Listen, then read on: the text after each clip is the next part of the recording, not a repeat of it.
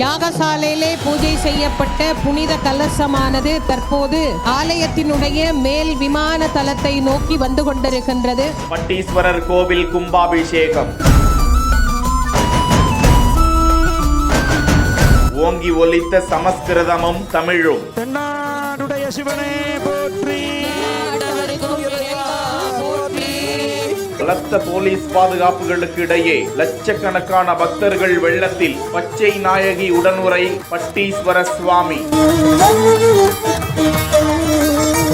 கோவை மாவட்டம் பேரூரில் அமைந்திருக்கிறது பிரசித்தி பெற்ற பச்சை நாயகி உடனுறை பட்டீஸ்வர சுவாமி கோவில். மேலை சிதம்பரம் என்று அழைக்கப்படும் இந்த கோவிலில் கும்பாபிஷேகம் நடத்த முடிவு செய்யப்பட்டிருந்த நிலையில் முன்னதாக தமிழ் அமைப்பினர் சிலர் இந்த கோவில் கும்பாபிஷேகத்தில் தமிழில் மட்டுமே அர்ச்சனை, பூஜை, புனஸ்காரங்கள் நடைபெற வேண்டும் என போராடி வந்தனர். பேரூர் ஆதீனமும் இது குறித்து வலியுறுத்தல் விடுத்திருந்தார். இதற்கிடையே பேசிய சேகர் பாபு தமிழில் மட்டுமல்ல தமிழிலும் பூஜைகள் நடத்தப்படும் என கூறியிருந்த நிலையில் இன்று கும்பாபிஷேகம் கோலாகலமாக நடந்திருக்கிறது. காலையில் பிள்ளையார் வழிபாடு, புனித தீர்த்தங்கள் மற்றும் அக்னி அழைத்து வருதல் நிகழ்ச்சிகள் நடந்த நிலையில் 8:45 மணிக்கு 2ஆம் கால வேள்வி, 108 மூலிகை பொருட்கள் ஆகுதி, மாலை 5 மணிக்கு 3ஆம் கால வேள்வி, மலர் போற்றுதல் நிகழ்ச்சிகளும் சிறப்பாக அடுத்தடுத்து நடந்து கொண்டிருக்கும் காட்சியை தான் பார்த்து கொண்டிருக்கிறோம். விழாவின் முக்கிய நிகழ்ச்சியான கும்பாபிஷேகம் காலை 9:05 மணிக்கு மேல் 10-15 மணிக்குள்